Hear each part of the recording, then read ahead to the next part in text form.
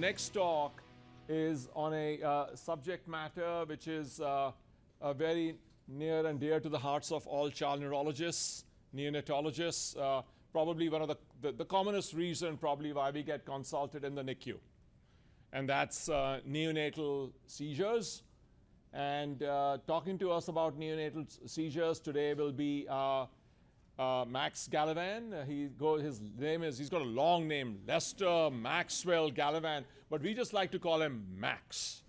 So Max is one of our chief residents in child neurology, and Max has an interest in headaches amongst other things.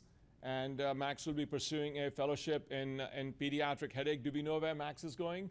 Not yet. Okay, next Wednesday.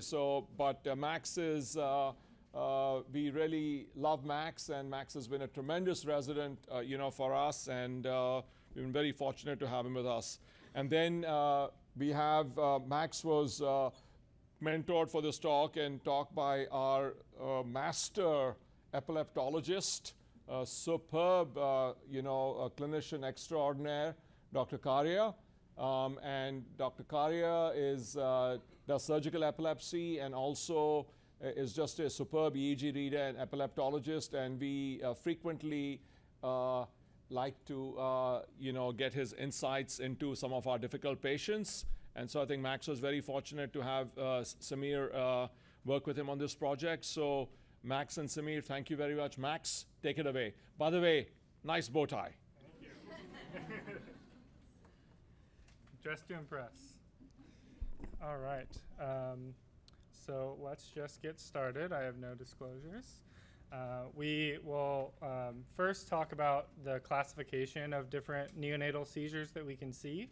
Then we'll focus heavily on non-epileptic movements, all of the things that babies can do that are not seizures. We'll then focus on the different things that can cause seizures and then how we treat said seizures specifically in our department. So first off with classification.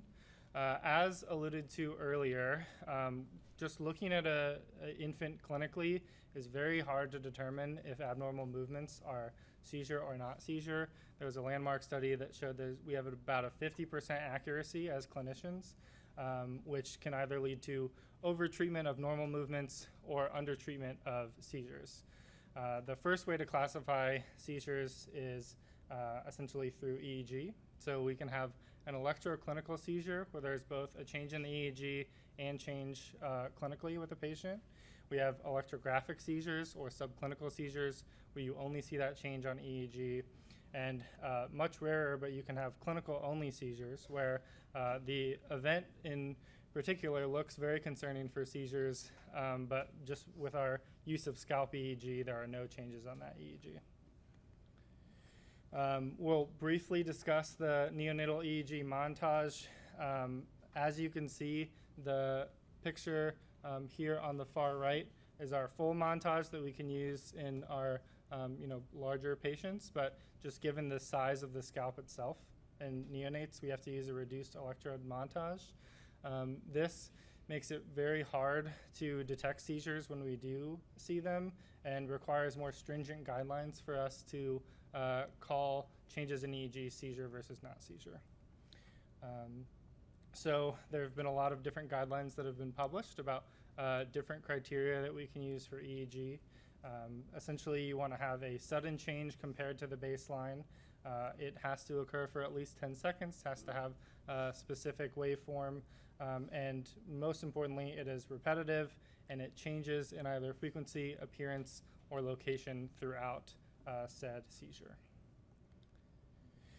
Good rules of thumb to think of clinically for neonatal seizures. Most often, patients will have focal or multifocal seizures in the neonatal period compared to generalized seizures like we can see in our other pediatric populations. As we've alluded to before, 80 to 90% of seizures captured do not have any clinical correlate, so it can only be found on EEG. And one of the reasons for that is because once you administer an anti-seizure medication, we have what's called electromechanical decoupling or dissociation, where essentially a patient who had previously had clinical seizures will now exclusively have subclinical seizures. Once you treat a clinical seizure, it's important to continue the EEG to make sure that there's not persistence of subclinical seizures. We'll now talk about different types of seizures that we can see in neonates. The first one that we can see are subtle seizures. These are more common in premature infants compared to term infants, and they do have some typical features: sustained eye opening, abnormal eye movements, chewing motions, lip smacking, pedaling movements that look like the infant is boxing or hooking, and then different autonomic phenomena, including apnea. Typically, patients who have subtle seizures do not just have subtle seizures as their only manifestation. So if you have a patient who has a different type of seizure and then you're starting to see other abnormal movements, be concerned that those abnormal movements are seizures. Most of the time, these can be captured on EEG. So if you're able to capture the strange things that infants do and there's no EEG change, you can be more reassured that they weren't seizure.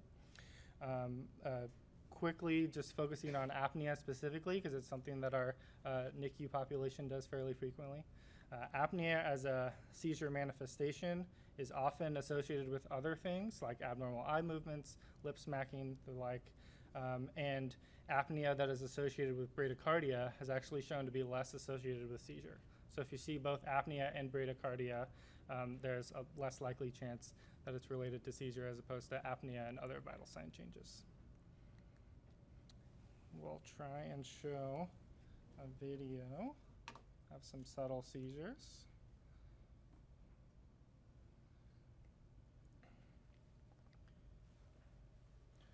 Camera quality is to be suspected, but as you can see, this patient has some lip smacking. If there were sound, you could tell that there are vital sign changes with the said lip smacking, and this was confirmed later on EEG to be related to seizures. As you can tell, there's not an EEG in place at this time. All right. The next type of seizure that you can see are tonic seizures. So these are essentially sustained posturing of either flexion or extension, and can be of either the limbs or the trunk, like the neck, or part of the spine moving like this.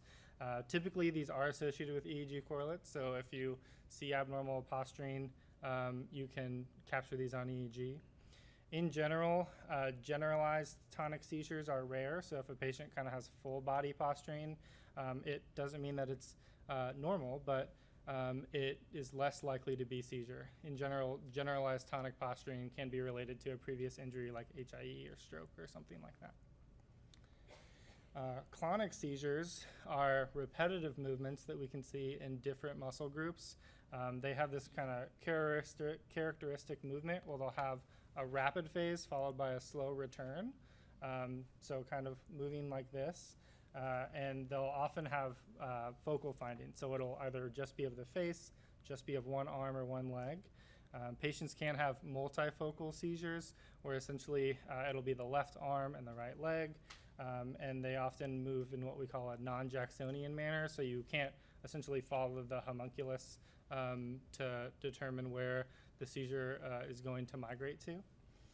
Again, these will frequently have an EEG correlate, so you can capture these.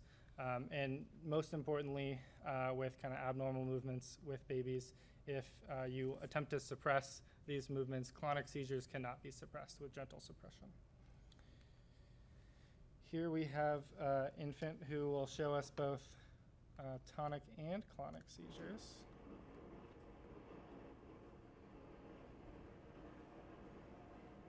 Good quality video. Remove the blanket. You can see we're having some increased tone, initially extensor, now flexor. The patient is clearly irritated by the event and appears to be retaining awareness. And then you can start to see these movements where there'll be a quick, eventually, yeah, there we go. So you'll see that quick jerk, and then slowly the arm will kind of return to where it was previously. and those are what we can see with clonic seizures.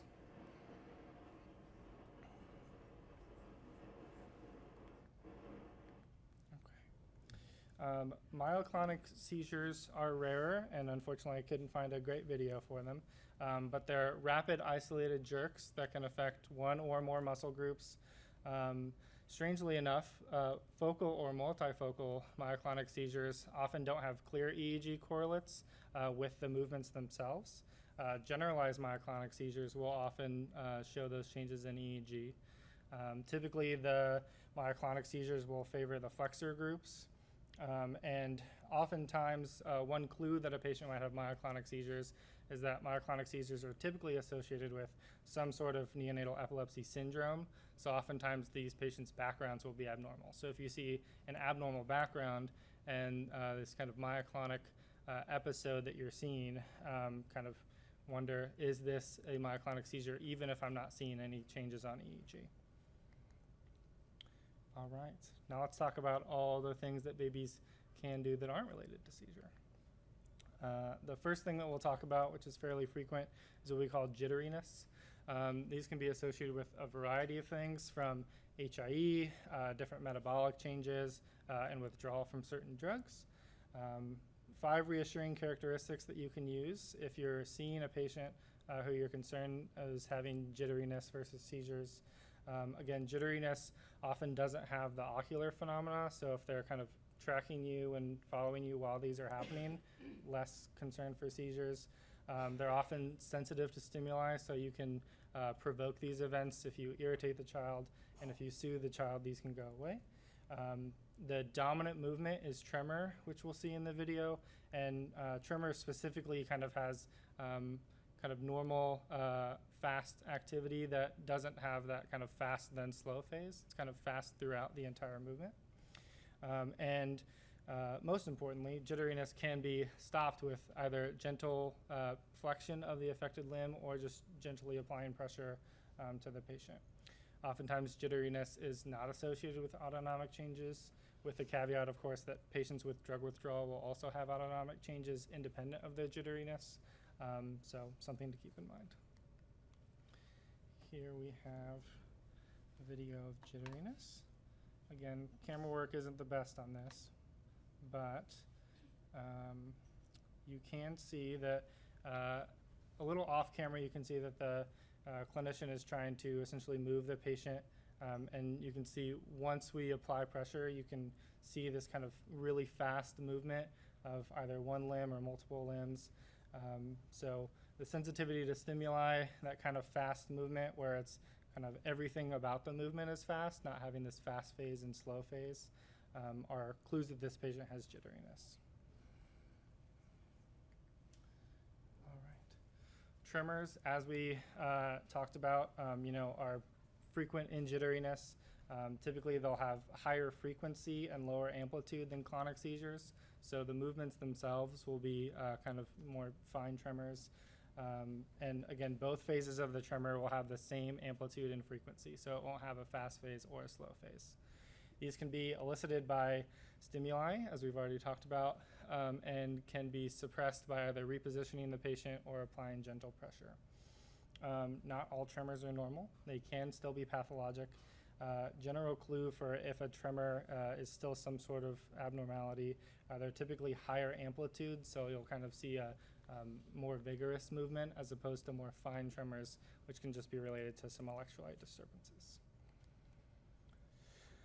Myoclonus is one of the more frequent non-epileptic movements that we can see. These most often occur in premature infants, just with their myelination and patterns that we've already discussed in multiple talks.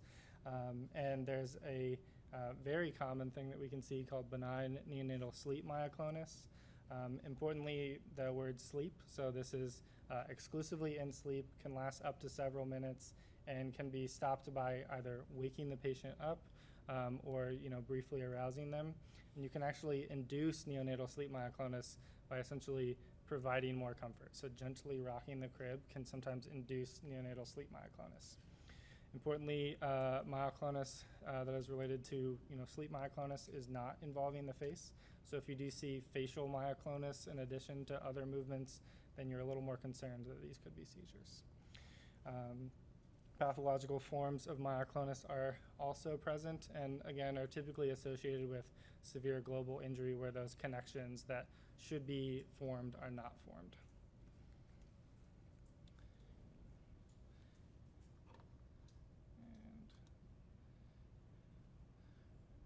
And here we can see a very cute baby who is comfortably sleeping, and we see these kind of sudden brief movements of either one limb or multiple limbs. The patient continues to be asleep and maybe has some brief arousal. And, you know, to families and parents, these can be really scary because, you know, we're told that our baby should be peacefully sleeping. And while this looks peaceful to us, sometimes, you know, it can result in, you know, parental anxiety. One non-epileptic movement that is still important to look out for because it is very pathologic, so we call the hyperekplexia, also known as congenital stiff man syndrome.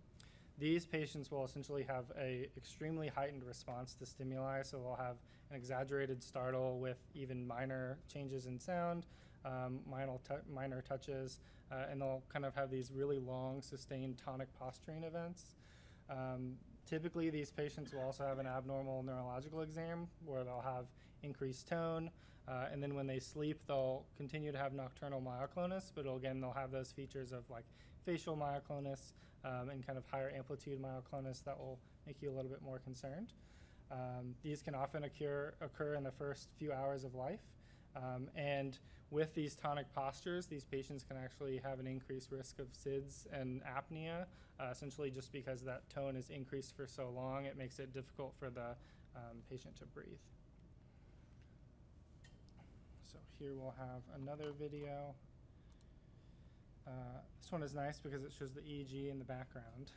All of this is artifact, but you can see the father is attempting to, you know, provide nice touch, and then the infant has kind of this sustained posturing event. The change that you can see in the EEG is all muscle artifact, and the kind of sustained posturing will continue to occur despite the, you know, stimulus ending, and it's really unfortunate because, you know, typically you want to continue to soothe these babies, but that can often exacerbate the tone even more and result in apnea. And these patients, you know, with their high risk of apnea can often have poor outcomes. All right, now let's focus on all the different things that we can see with seizures. I think the most important part about this section of the talk is that regardless of what the etiology is, the patient can have different types of seizures. So just because you're seeing a focal seizure doesn't mean that you're going to see some sort of focal stroke. There could be kind of a global hypoxic injury on the, you know, the MRI that we obtain, and we'll kind of talk about all these etiologies as we go. We've already talked extensively about HIE, but just to reiterate, the highest seizure burden for these patients are either in the first 24 hours of life or during that rewarming period. And there is evidence that use of therapeutic hypothermia can decrease the overall seizure burden in patients with moderate to severe encephalopathy. Interestingly, there was studies that tried to look at, you know, if a patient had worse APGARs or a worse pH or a higher base deficit, does that kind of determine if someone will have higher risk of seizures? And there were no correlations with any of those factors. Stroke is the second most common reason why patients will have seizures. Oftentimes, these patients will be asymptomatic in the neonatal period, but they can have seizures in the neonatal period, and this will often occur in the first 12 hours of life. And sometimes the seizure is the only presenting sign of injury. We think of in older patients having a stroke with some, you know, unilateral deficit, but sometimes seizures are the only clinical clue that we have that a patient has had a stroke. With arterial strokes, more often these patients will have a normal exam and will have kind of normal background EEGs compared to those who have venous infarcts. And venous infarcts will, again, kind of either have a general like encephalopathic neurological deficit on exam or will show focal findings. Hemorrhage is another common form that we can see. The most concerning hemorrhage that we can see is intracerebral hemorrhage, which can often have a very high seizure rate, oftentimes in 60% of cases with intracerebral hemorrhage. Subarachnoid hemorrhage is common and will typically, if they do have seizures, will be in the first 48 hours of life, essentially just because of that irritation on the cortex itself. But once you treat those acute symptomatic seizures, oftentimes these patients will have a full recovery and will not typically have any deficits.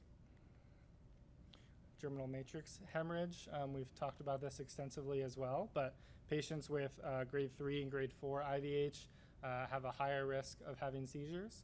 And again, this will occur in the first 72 hours of life. Subdural hemorrhages, if you had to pick a hemorrhage, it's the best one to have. Oftentimes these are asymptomatic. We might not even know that it ever happens unless we get an MRI for other reasons. Rarely they can result in acute symptomatic seizures, but again, once you treat those seizures and the kind of blood irritation dies down, then prognosis is excellent for those patients. Infection is becoming less common just because of how good we are at treating infections in our improved prenatal care. But torch infections and acute CNS infections can cause seizures. Oftentimes this will be in the first 3 weeks of life. Specifically with toxo and CMV, we can see it kind of happen earlier on in those patients. And HSV encephalitis is an important cause of seizures. One thing to note is typically, let's say a patient has a positive skin swab of HSV. Typically, those patients will not have kind of local CNS infection.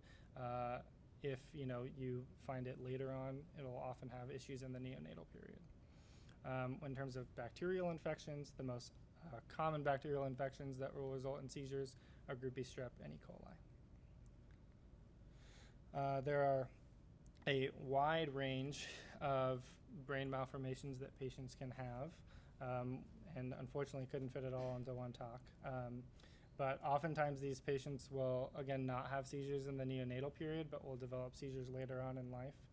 One important caveat to that is tuberous sclerosis can oftentimes have seizures in the neonatal period in about 5% of cases. There's a good list of all the different common malformations that can result in seizures, which maybe we'll talk about in a later symposium. Metabolic disturbances, again, used to be more common, but we're getting really good with our NICU cares, so we're seeing these less often. Typically, this is on day of life 2, and the risk of seizures is essentially based on the length of time that the patient is hypoglycemic. This will occur less often in infants of diabetic mothers compared to patients who end up being hypoglycemic because of their low birth weight. Hypoglycemia that is significant enough to trigger seizures will often have poor neurodevelopmental outcomes and will often end up having abnormalities on their MRI just because of, again, that length of hypoglycemia resulting in kind of more global injury. Hypocalcemia is an important reason why patients can have seizures. If the hypocalcemia occurs in the first few days of life, this is more common in patients who are either low birth weight or infants of diabetic mothers. And typically you can give these patients IV calcium and they'll never have a seizure again, and they'll have fairly good outcomes. When you start to see late onset hypocalcemia, again, kind of after that first week, then oftentimes these patients will either have some sort of endocrinopathy, they'll have some congenital heart disease, or in lower income countries, instead of using regulated formulas, these will be patients who will be fed cow's milk and can result in hypoglycemia because of that. These patients will also have other findings, so they'll have hyperreflexia, you'll see jaw clonus, and you can typically see jitteriness as well, but these patients will typically have focal seizures in addition to their jitteriness.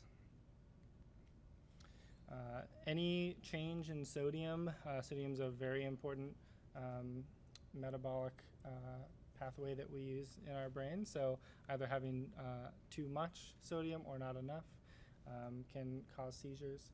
Typically with hyponatremia, it's related to inappropriate ADH, which can often happen after an injury like HIE or meningitis or something like that, but can also occur if a patient gets inappropriately diluted formula. So essentially if they're taking in too much water, they end up hyponatremic. With hypernatremia, this is typically either from the patient being really dehydrated or just kind of our common practice of using sodium bicarb when treating an acidosis. So if a patient has a really severe acidosis and we end up giving them a lot of sodium bicarb, we may end up making their sodium a little bit too high. It is rarer to have truly hypernatremic seizures, and oftentimes what happens is the overcorrection of hypernatremia using hypotonic fluids will result in those patients having seizures during that kind of treatment period. All right, and then finally, we'll talk about treatments of seizures. We kind of, Lakotia already talked about this, but we do have consensus guidelines that were created by the ILAE, and they essentially asked a bunch of different epileptologists about their opinions on things to try and find better guidelines that we use for treatment of seizures. Pretty much unanimously, everyone said that phenobarb is the first line of therapy for neonates. And there's also evidence that both the treatment of clinical and subclinical seizures will result in better neurological outcomes at time of discharge and even later on in life. Everyone kind of also agreed that at the time there weren't very standard pathways for treating seizures in the NICU, so everyone kind of agreed that we should start to have standardized pathways. The rest of the talk is going to be kind of our standardized pathway that we are attempting to develop in our NICU. So when you see a patient and you think that they're having a seizure, what's the first thing you do? First, you try to suppress the movement. You make sure that they're stable. You look at their vital signs. If possible, you can take a video of the patient and note the duration of the time of the movements. If you're highly suspicious of a seizure, like if you're seeing a focal tonic or a focal clonic movement, then it is acceptable to treat with phenobarb prior to EEG placement. But oftentimes, one of the first things that you can do is you can talk with neurology, and we'll try and get the patient on continuous EEG so that we can confirm that these abnormal things that we're seeing are seizures or not. It's also important to get urgent head imaging, essentially just because of all the etiologies that we previously talked about. A lot of them you can easily see on head ultrasound, so it's good to know essentially what you're up against prior to getting the continuous EEG on. This is a brief review of our pathway, which I'll go over in more detail. So the first line that we use is phenobarb. Typically the loading dose we use is 20 milligrams per kilogram. You can continue to give more boluses, but be cautious once you're kind of at a level of 40, because you can result in respiratory suppression, and if the patient is not intubated or needing airway access, they might end up needing airway access after that. Another caveat is patients on ECMO will oftentimes metabolize phenobarb differently just with the circuit itself, so they may require increased doses compared to those who are not on ECMO. Second line is essentially when everything starts to get more muddied. Keppra and fosphenytoin are the two next line agents that we typically prefer. Keppra you can use in cardiac patients just because it's safer than fosphenytoin for that population. And for fosphenytoin, if you have a family history of a channelopathy and you're concerned that the channels might be affected, then it could be the case that you lean towards fosphenytoin before you use Keppra. Third line, you essentially pick the one that didn't work the first time, and there's some evidence that you can use Vimpat in these patients or lacosamide. There is unfortunately little data on lacosamide currently. It's actively being researched, so it might end up being bumped up in the protocol depending on what those research studies show. But the guidelines essentially did not have any recommendations on use of Vimpat or lacosamide. And when all else fails, if the patient is continuing to have seizures despite all of these boluses, essentially you want to put them on a midazolam drip. We've got a great protocol that we use in our NICU, and we can essentially allow for suppression of these seizures while you're essentially trying to calm down the brain from the acute symptomatic event. Briefly touching on the use of maintenance anti-seizure medications. Typically the first scheduled medication we'll use is phenobarb, and you'll want to do it essentially when you've started to give enough loading doses that you think that the patient would warrant a kind of baseline phenobarb level. And afterwards you can consider using things like Keppra, or in patients with super refractory seizures, we've used a variety of other things, including benzos, both short and long-term, topiramate, and lacosamide. As we've already talked about, discontinuation of anti-seizure medications is encouraged. And this is mainly, again, because of those etiologies that we see with these seizures. A majority of the time, these patients will have acute symptomatic seizures related to their injury. And if there's no concern that the seizures will continue or that there'll be worsening injury as the patient ages, then it can be safe to wean medications with the goal of doing it prior to the patient leaving the hospital. So, in summary, we've talked a lot about seizures. I could probably talk for a few more hours if you guys could bear with me, but important things to take away is that neonates will most often have either focal seizures or seizures that are very difficult to determine clinically, and it's best to just put the patient on EEG to determine if these truly are seizures before initiating treatments. There are a lot of different things that babies can do, and if you're ever concerned that a patient is having a seizure, the best thing to do is to try and suppress or stop the movement by using that skin-to-skin touch. HIE is the most common etiology. Hopefully we've harped on HIE enough during today, but there are other vascular issues and infections and metabolic derangements that can result in seizures. And when in doubt, phenobarb is our first-line treatment.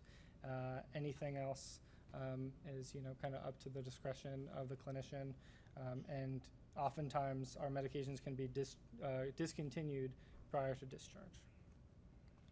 Those are my references. Any questions?